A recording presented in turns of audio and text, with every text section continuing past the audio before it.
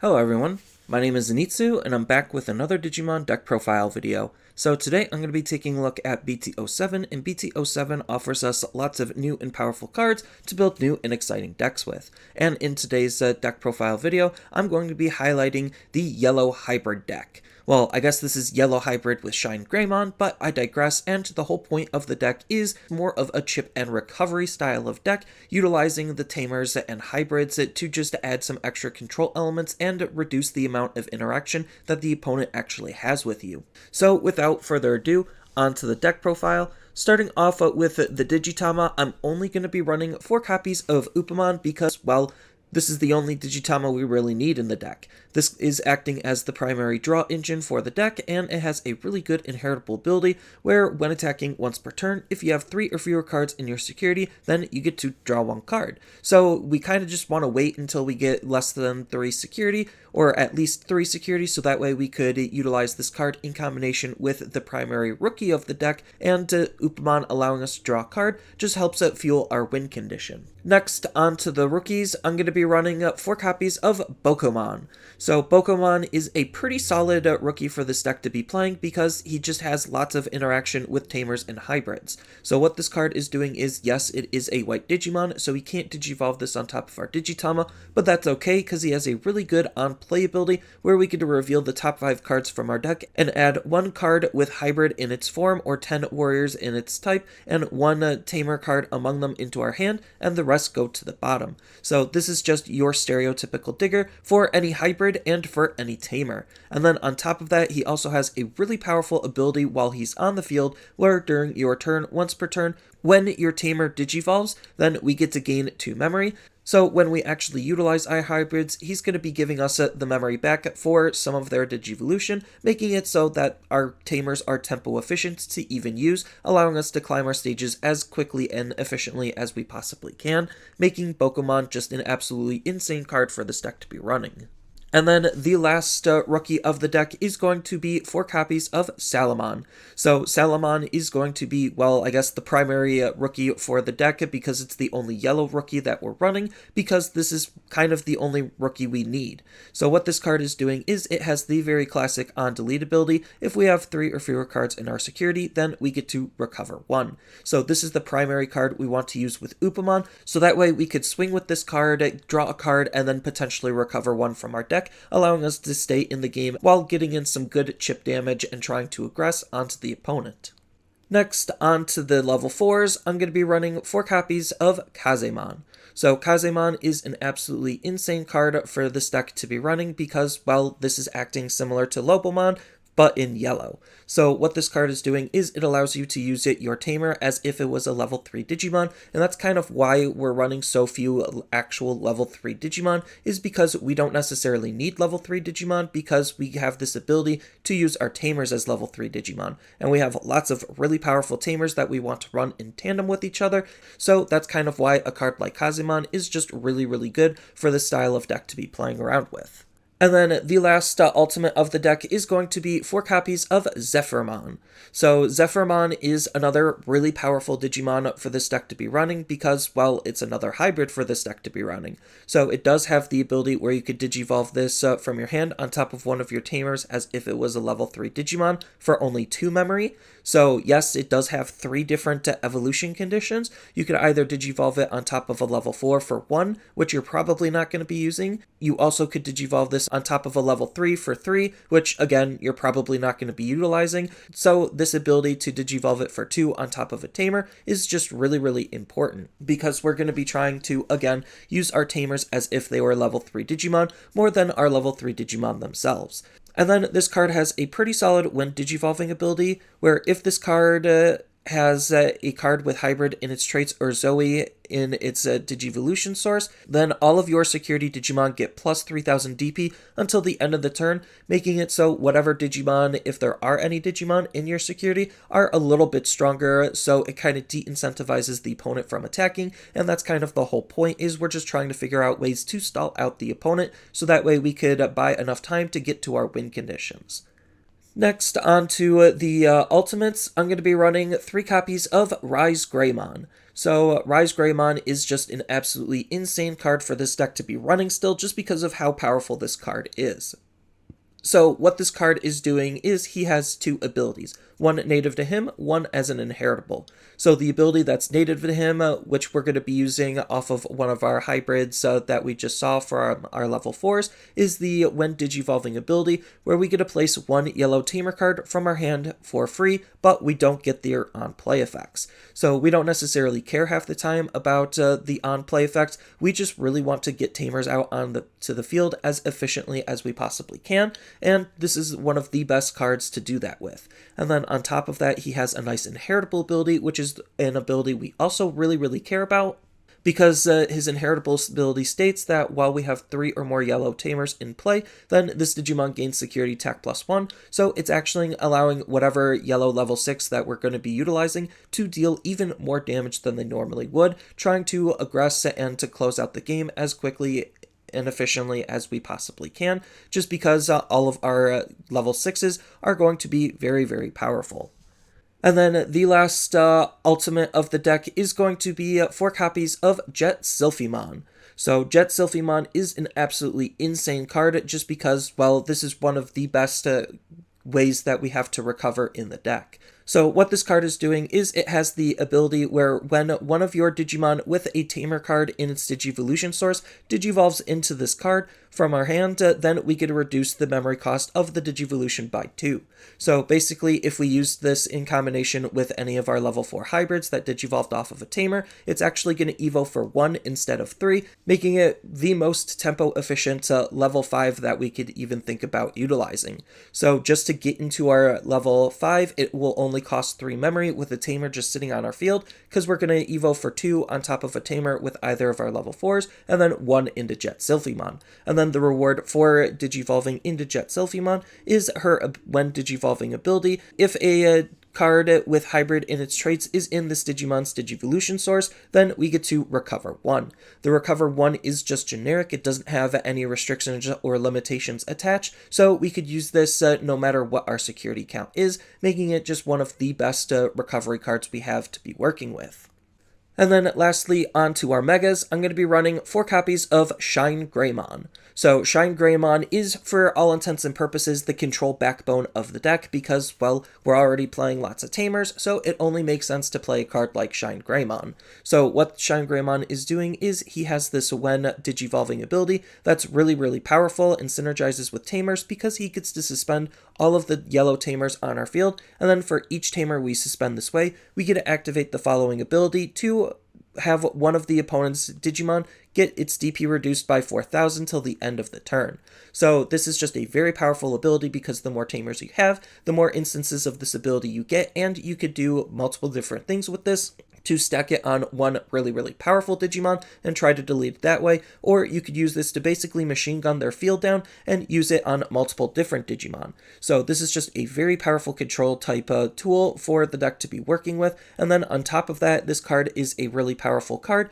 when you're actually going to be thinking about aggressing with it because of its other ability where during your turn, this Digimon gets plus 1,000 DP for each tamer we have in play. So again, the more tamers we have in play, the more powerful this card's going to be when he's actually going to be swinging onto the opponent, making him just a very powerful card to be playing around with.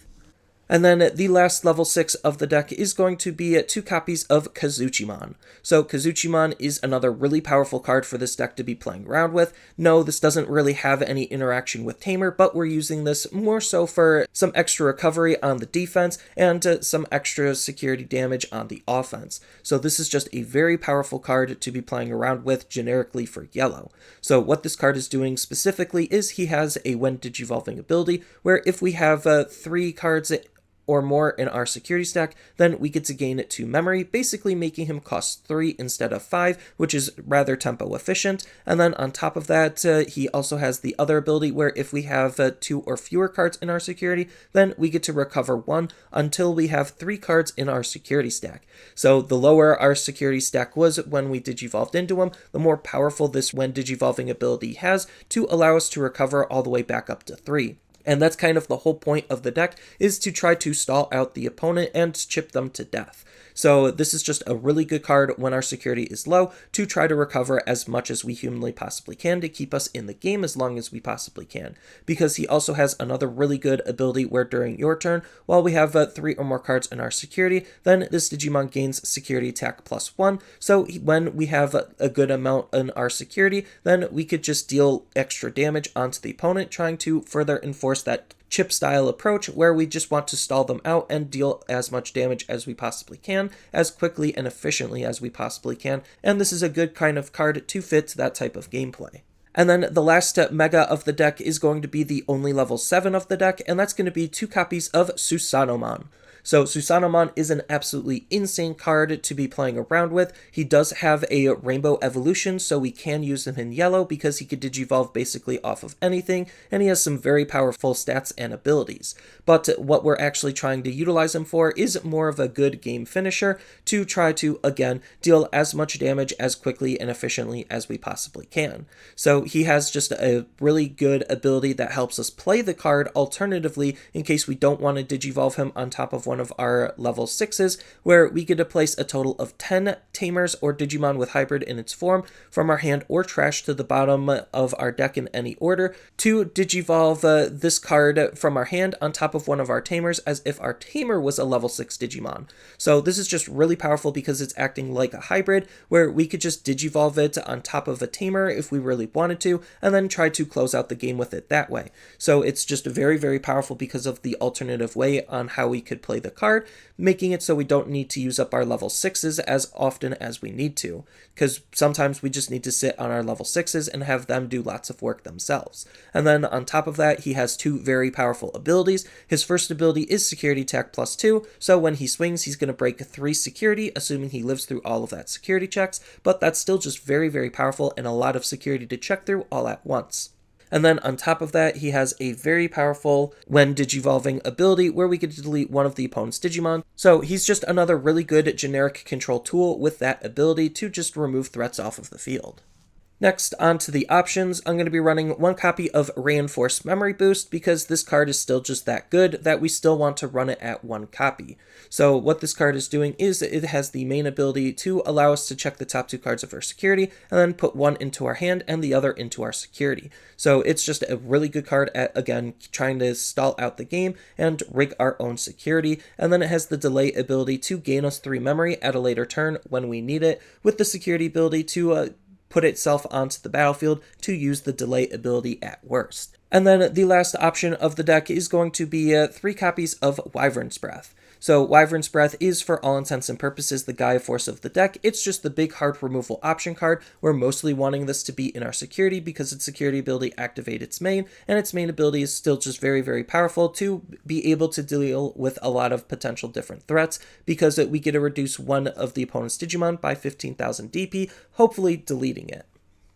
Next, on to the Tamers, and oh boy, we're running a lot of Tamers in this deck. I'm going to be running 3 copies of TK. So TK is going to be acting as the deck's dedicated memory fixing tamer, so if our memory is ever less than 3, he'll just hard set it to 3, and allow us to play our cards more efficiently because we actually have the memory to play our cards. And then on top of that, he has a really good on-play ability that's adding some extra consistency to the deck because we get to look at our security stack and then take 1 card from among it and add it to our hand, and if that card is yellow, then we get to recover 1, replacing the card that we just took from our security. So getting that information on what's in our security, even though we do have to shuffle it afterward, is still just very, very powerful because we know what's in our security for the most part, and we could gauge how we should play the game and what we should be reacting to.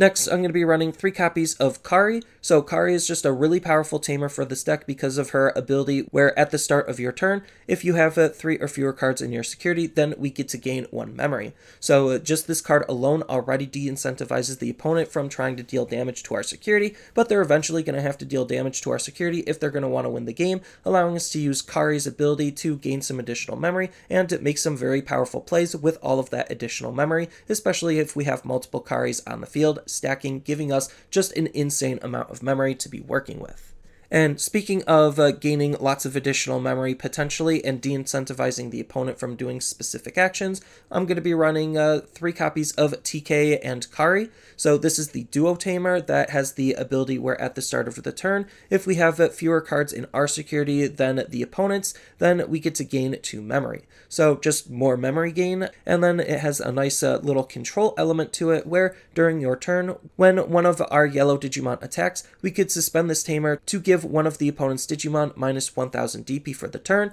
So if we have multiple TKs and Karis on the field, then we could potentially stack the first ability to gain lots of additional memory, and we could potentially stack the secondary ability to try to control and mitigate some of the opponent's little threats that they could be playing with.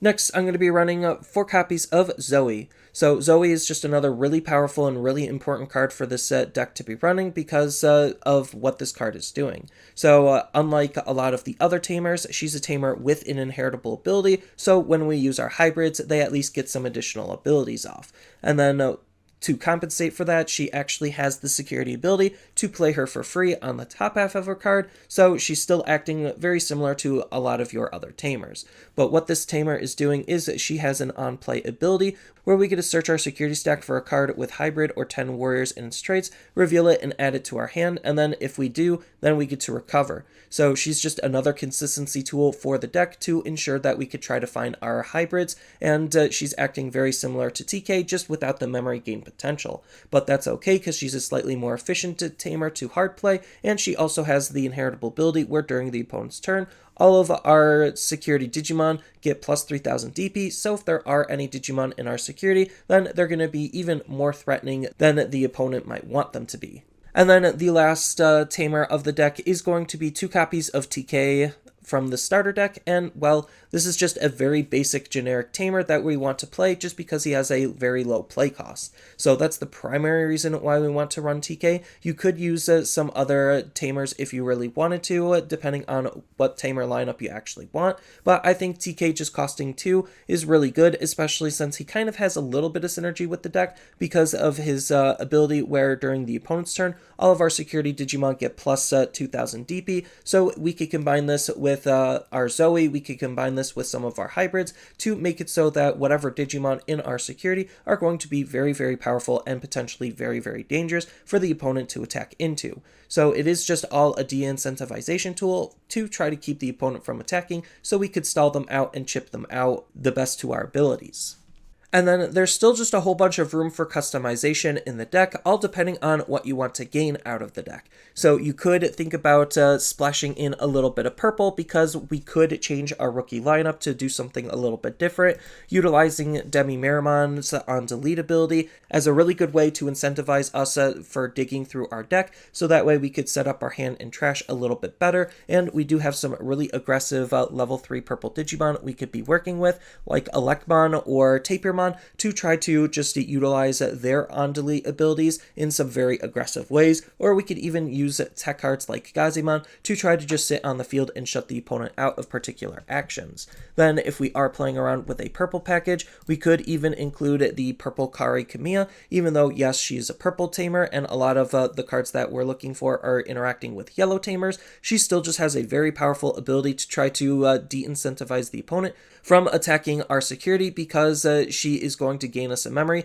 when we're going to be losing a card from our security stack. So this is a very powerful card to be playing around with, and we could even use this card in combination with some of our cards, like when we play Zoe and when we play TK, to make them even more efficient. So she's just a really good card to be playing around with, and to round out the purple package, we also have a brand new option to just add some extra control elements into the deck, depending on how your deck is actually built, just because this card is interacting with hybrids and tamers, and it doesn't necessarily state what color. So we do have a small purple package we could think about running that is actually looking to be pretty decent. Then as far as just some other tech and tools that you could think about, we could even think about utilizing some Digiburst, just because we do have the BT04 RizeGreymon, so to incentivize that Digiburst type strategy, We do have a new yellow Digitama that'll add some extra control elements for Digibursting. And then we finally got a yellow card to just Digiburst and add a yellow rookie back into our hand. So that way we could reuse our rookies, which is really, really important because, well, we don't have a whole lot of space for rookies because that space is being eaten up by tamers. So any additional value we could get is usually good value. And then we do have the BT04 RizeGreymon to be that Digiburst card to utilize these Digiburst abilities.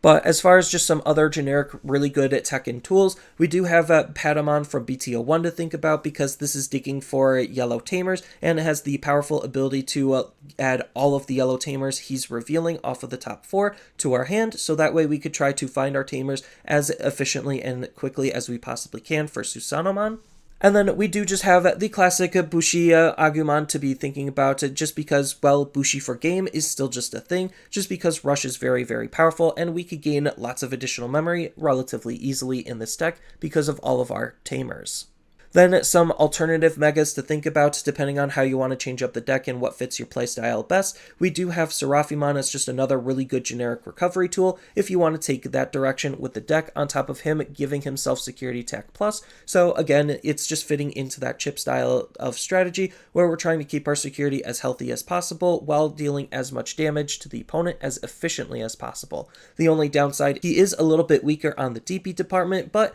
we don't necessarily care because we just want to use him for the recovery ability. And then speaking of it using Seraphimon for the recovery ability, we also do have another version of Seraphimon to be playing for some very similar style of abilities. So what this Seraphimon is doing is it has a when digivolving ability where if we have a tamer in play, which obviously we will, we'll be able to recover 1, and then it's a generic recovery, so it doesn't even matter what our security stack currently is, with the on delete ability of being able to recover as well. So we could again think about using this card aggressively, and when he dies, or if he dies, then we still get to recover 1, trying to stall the opponent out. And speaking of really good tools to try to control and mitigate what the opponent's doing, we also could be running Sakuyamon, just because she basically takes the threat of the opponent's raising area out of the equation by giving their Digimon that they're raising Security Tech -3. And then we even have Dynasmon to think about to kind of just round out what the possibilities of this deck can do, just because Dynasmon is a really good consistency tool. So his when digivolving ability allows us to trash the top card of our security to look at the top 6 cards and add up to 2 level 6 or lower Digimon from among them into our hand, and then trash the rest. So we don't necessarily care about trashing the rest because we could just add them back with Susanomon, making a card like Dynasmon really, really good, especially since Dynasmon is a really good stall card as well, because of his all turns ability once per turn. When a card is removed from our security stack, if we have 3 or fewer cards, then we get to recover 1, allowing us to add some consistent and recursive recovery into the deck as well. And then we do just have a couple of other yellow cards we could think about. Mostly you just want to try to gain some additional memory, so a card like Blinding Ray is still going to be very, very powerful to think about running, just because we do have lots of ways to recover, so we could potentially be okay with getting rid of our own security, and then just gaining the 2 additional memory could help us play some of our cards. But speaking about gaining 2 additional memory, we could even think about trying to use Yellow Memory Boost to try to dig for our yellow Digimon, which we're not running a whole lot of, so any way we can to try to add them to our hand is usually really, really good, while also being able to gain us 2 memory at a later turn. But for the most part, this is just what a yellow hybrids deck is going to be looking like. I'm just, again, opting to use the ShineGreymon package to add some extra control elements into the deck to try to deal with the opponent's threats as they come, rather than just try to recover and chip them out and hope that my security is good enough to stall out the opponent to win me the game. But either way, I think this is going to be a very fun and interesting deck, considering it's a deck that's playing a large abundance of tamers for very good reasons, and it's a completely different style of deck than what a lot of people might be used to. So I think that's going to make it a really fun and exciting deck to think about playing around with, on top of the fact that, well, it's still just a very powerful deck because of all of the things that it's trying to do, and all of the potential things that you could do in the deck. So that's all I really have for this video. As always, feel free to tell me your thoughts down in the comments below, and down in the description below are a couple of different ways you could support me and the channel. So I do have a TCG Player affiliate link, so when you use that link to buy cards off of TCG Player, then some of that money will go to supporting me and the channel. I also do make and sell playmats over on Overcard Gamers on Facebook, so when you buy a playmat with my design, then some of that money will also go to help supporting me and the channel. And on top of all of that, I do have a Twitch account over on twitch.tv/Zenitsu, so giving me a follow and a subscription also helps support me there, and I do play Digimon on top of various other games on that platform as well. So thank you everyone for watching, and as always, don't forget to like, share, and subscribe for more content, and I'll see you in the next video.